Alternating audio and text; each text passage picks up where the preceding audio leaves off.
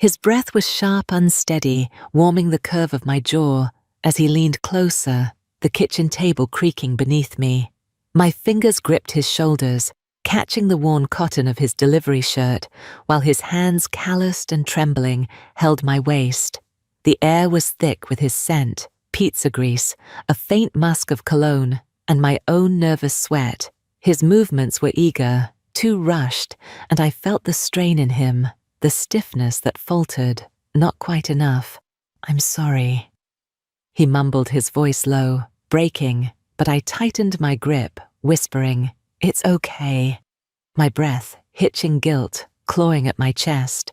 I didn't pull away, didn't stop him, letting the rhythm falter and build again, driven by a need I couldn't deny, even as my heart screamed I was betraying everything. This wasn't the woman I thought I was, until I let it happen. I'm Diane, 38, a married mum of a 15-year-old daughter. Chloe living in a quiet cul-de-sac where life feels like a checklist. He's Lucas, 24, the pizza delivery guy who started working at the shop down the street 6 months ago. A former student from my days as a high school aide. My husband, Paul, is steady kind, but buried in his accounting job, leaving me to fill the silences. Chloe's caught up in school and friends, and I'm just here, fading into the background. Lucas was a stranger at first, just a face at the door, but his smiles lingered, and I felt a spark. I thought I'd buried long ago. What would you do if a guy you barely knew, young enough to be your student, looked at you like you were the only thing that mattered? It started 3 months ago, when Lucas delivered our usual Friday pizza and stayed to chat, his hand brushing mine as he handed me the box. I should have shut the door, kept it professional.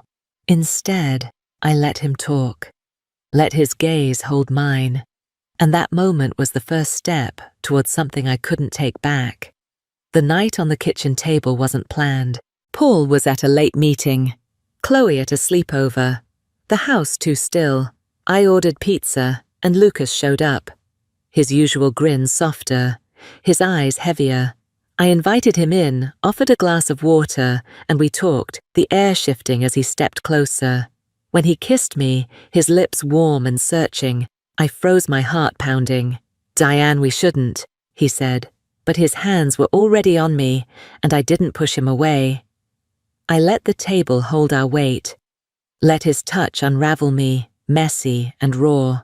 When it was over, his head bowed, both of us panting. I felt alive, wanted for the first time in years. But the guilt was already there, a weight pressing down, ready to break me. I don't know how to face Paul or Chloe or the mirror, but I let Lucas in, let him try, and now I'm someone I don't recognize. Before we begin, take a moment to like and subscribe. Try to watch the video for as long as possible. By watching the content more frequently, YouTube will recommend these stories to a wider audience, which will help the channel grow and provide you with more content to enjoy. Let's get started right away.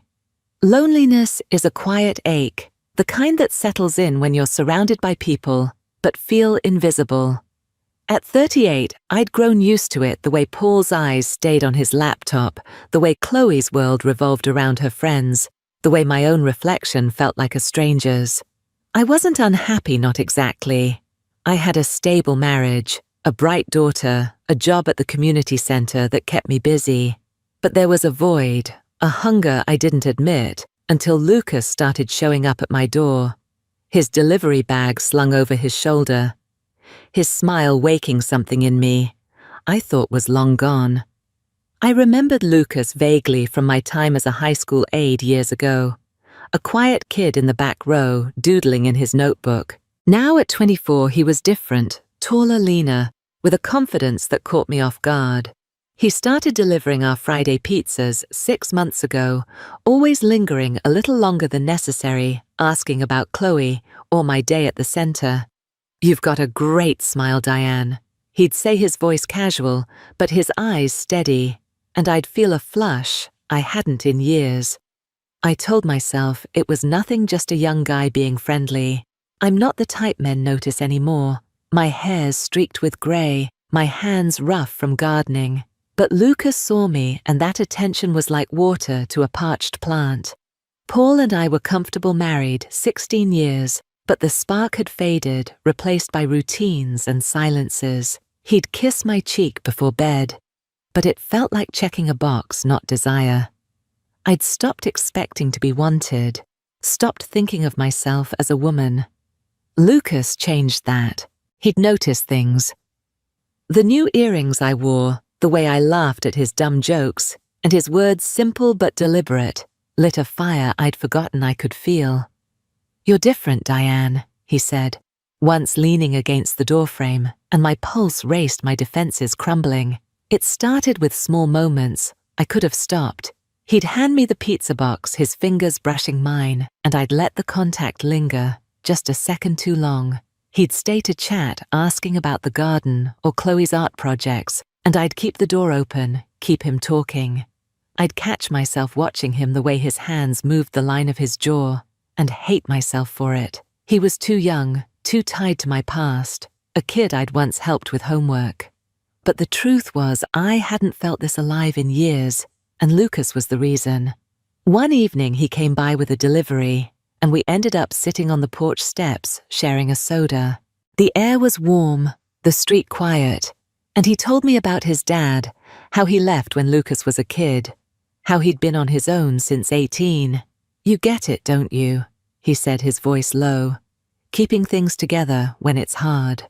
I nodded, my throat tight, because I did years of being the steady one, the mom, the wife, with no one to lean on. I told him about Paul, how we drifted, how I missed feeling seen. Lucas listened, his eyes soft but intense, and I felt exposed, like he was peeling back layers I'd hidden from everyone. That night I lay awake, my mind racing. I loved Paul, loved Chloe, loved the life we'd built.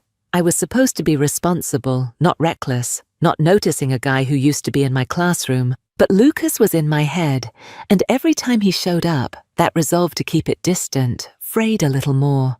I told myself I'd be careful, keep it friendly. But deep down, I knew I was lying to myself. Every time Lucas knocked on my door, the world felt sharper, like I was holding my breath. He delivered our pizzas every Friday, but he started showing up on other days too, dropping off a flyer for the shop, asking if I needed anything fixed around the house. His eyes would find mine, lingering longer than they should, and I'd feel a pull I couldn't ignore. It wasn't just friendliness anymore. It was something heavier, something dangerous, and I let it grow, let him closer, even though I knew better. I'd catch myself waiting for his car, listening for the crunch of gravel, and hate myself for it. But I couldn't stop. We started finding excuses to talk. He'd offer to carry heavy grocery bags from my car, or I'd ask him to check a flickering porch light, things I could have handled alone. One afternoon we were in the garage looking for a wrench for a loose cabinet. The air was warm, smelling of oil and dust, and he handed me a tool, his fingers brushing mine. He didn't pull back, and neither did I. "You're good at this stuff, Diane," he said, his voice low, and I looked up, his face close, his eyes steady. My heart pounded, and I felt the heat of him, the faint cologne clinging to his shirt. "Thanks," I said, my voice shaky, but I didn't step away, and the silence stretched, charged with something we didn't name. He opened up more, sharing pieces of himself. Over coffee in the kitchen one day, he told me about his sister, how she was sick when they were kids, how he felt helpless watching her struggle. "You ever feel like you're not enough?" he asked, his fingers tapping the mug. I nodded, my throat tight, because I did years of trying to be the perfect mum, the perfect wife, and still feeling like I was falling short. I told him about Chloe, how I worried I wasn't there enough for her, how Paul's distance left me carrying it all. Lucas listened, his eyes soft but piercing, and I felt seen, like he was looking past the roles I played to the woman underneath. The touches grew bolder. He'd pass me a pen when I signed for a delivery, his fingers lingering on mine, or brush my arm when we stood close. Once, he helped me carry a box of old books to the car, and his hand grazed my lower back, just for a second, sending a jolt through me. "You okay?" he asked, his voice low, and I nodded, my face hot, because I wasn't okay. I was slipping and I knew it. Every moment we spent together was a step towards something I couldn't undo, and the fear was as strong as the want. The almost moment came on a Wednesday evening. Paul was working late, Chloe was at art club, and Lucas came by with a delivery. We ended up talking in the living room, the pizza box forgotten on the coffee table. He sat closer than usual, his knee brushing mine, and the air felt too warm, too small. "Diane," he said, his voice barely audible, and I turned his face inches from mine. I could smell his breath, peppermint, a hint of coffee, and see the tension in his jaw. His hand moved to my cheek, his thumb brushing my skin, and I leaned into it, my heart pounding before I pulled back. My breath ragged. "We can't," I said, but it sounded weak, like I was pleading with myself. He nodded, but his eyes didn't leave mine, and when he left that night, the space between us felt alive, electric, like a fuse waiting to ignite. I went to bed that night, my body humming, my mind racing. I was Chloe's mom, Paul's wife. I was supposed to be loyal, not reckless, not craving a guy who used to be a kid in my school. But Lucas was in my veins, and I didn't know how to get him out. Every time I saw him, I felt that line blurring, and I was terrified of how much I wanted to cross it. The spark caught fire on a Thursday night, the house too quiet with Paul at a meeting, and Chloe at a sleepover. I'd ordered pizza more out of habit than hunger, and when Lucas showed up, his delivery bag slung over his shoulder, the air felt different, thicker, heavier. He handed me the box, his fingers brushing mine, and instead of stepping back, I invited him in, offered a glass of water. We stood in the kitchen, talking about nothing, whether the shop, but his eyes were on me steady, like he was waiting for something. My pulse was loud in my ears, and when he stepped closer, the counter at my back, I knew we were past pretending. "Diane," he said, his voice low, rough. I shouldn't be here. But his hand was already on my arm, warm and sure, and I didn't pull away. His lips found mine, urgent tasting of salt and need, and I let them. Let his hands lift me onto the table, the wood creaking under my weight. His movements were eager, too fast, and I felt the strain in him, the stiffness that faltered, not enough to hold. "I'm sorry." He mumbled, his breath hot against my jaw, his voice cracking with shame, but I gripped his shirt, whispering, "It's okay."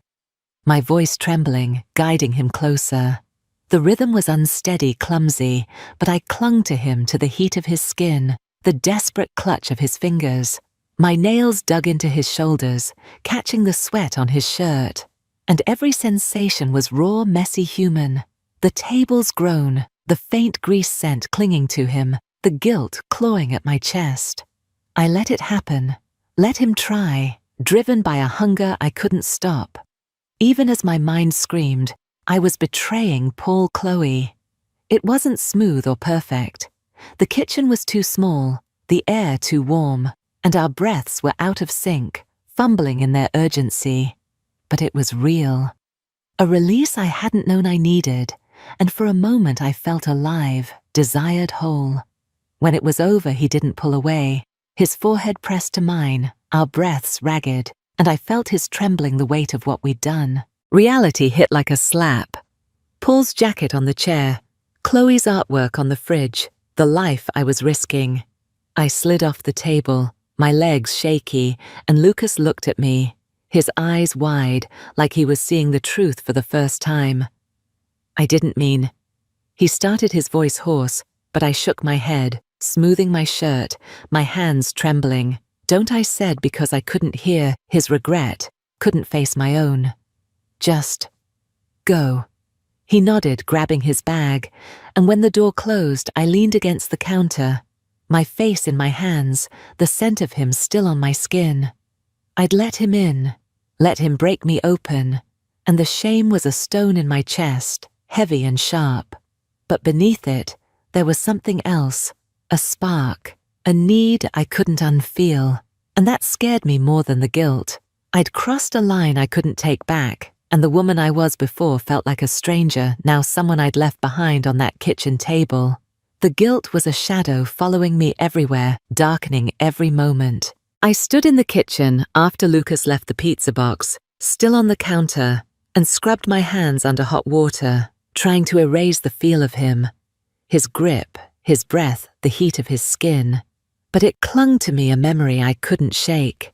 I kept seeing Paul's face, his tired smile when he came home, and Chloe's bright and trusting, and my stomach twisted. I'd betrayed them, risked my family, for a fleeting moment of feeling wanted. But even as I drowned in shame, I couldn't stop the craving, the way my body still hummed at the thought of Lucas. It was like I'd been asleep, and he'd woken me only to leave me restless, raw, and afraid. The next morning, Chloe was at the table sketching, and I forced a smile, my hands unsteady as I poured cereal. "You okay, Mum?"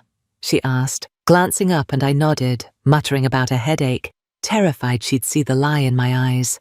Paul kissed my cheek before leaving for work, his touch routine, and I flinched, guilt spiking through me. Lucas delivered pizza that Friday, same as always, but he was different, polite, distant, his eyes barely meeting mine.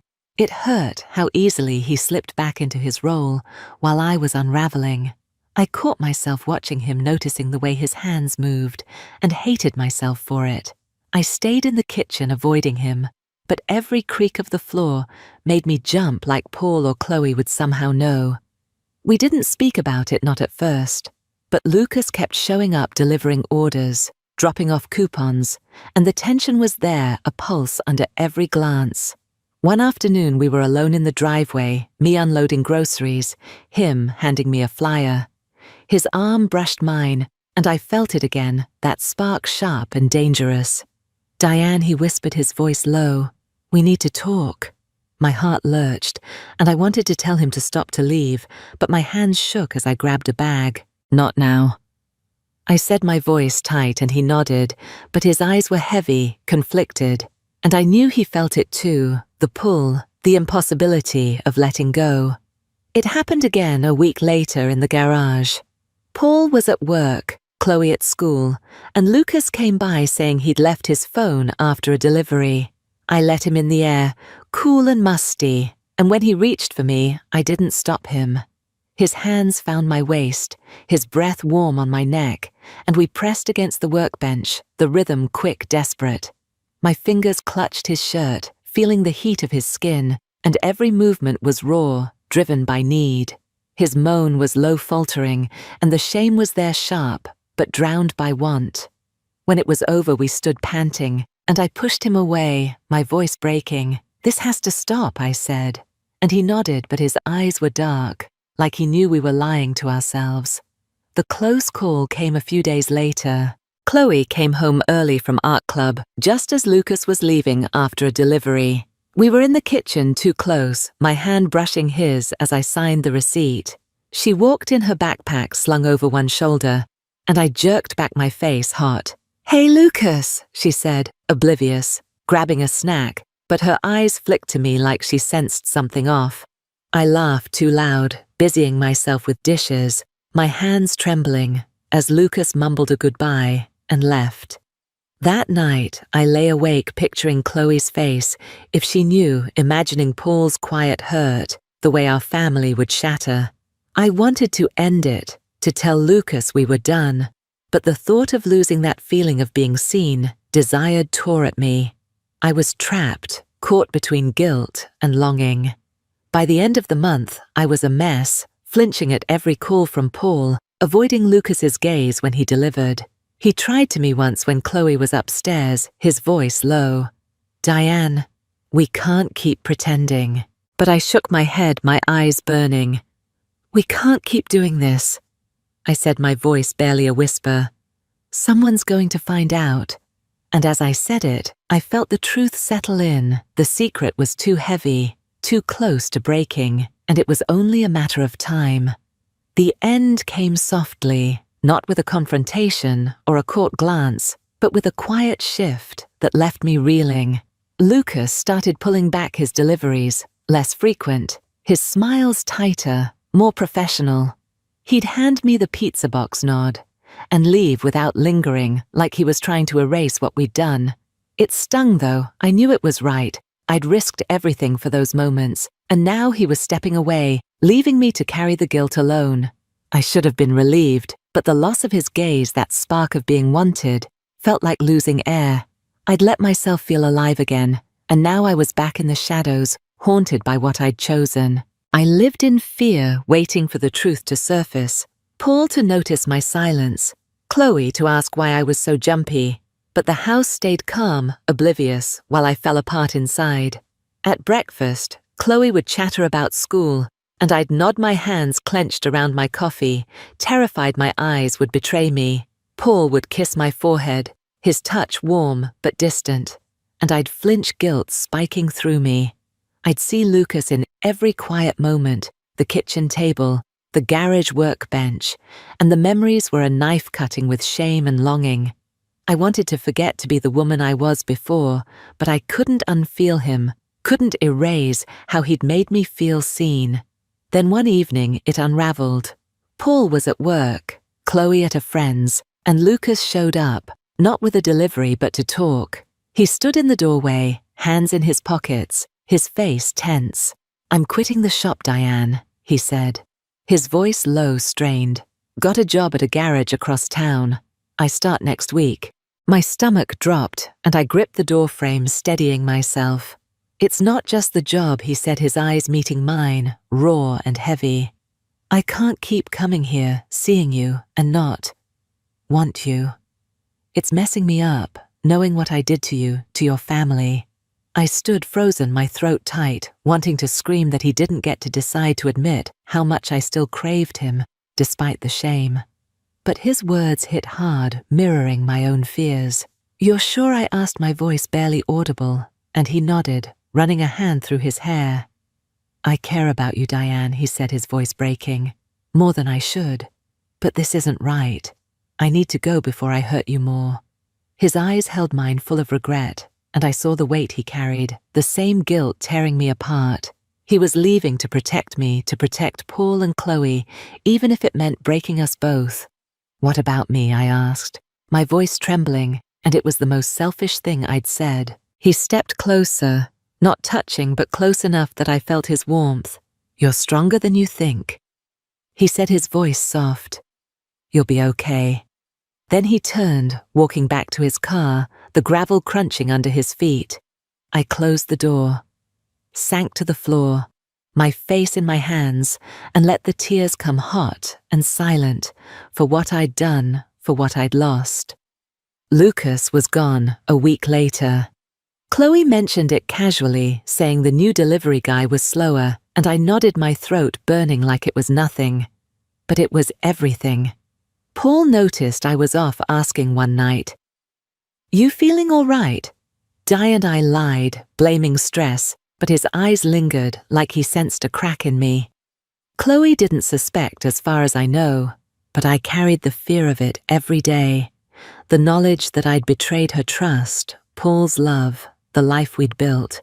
I went through the motions, work dinners, Chloe's art shows, but I was haunted, caught between the woman I was and the one I'd become. I crossed a line I can't uncross, but for one night, one reckless, desperate, undeniable night, I felt like a woman again.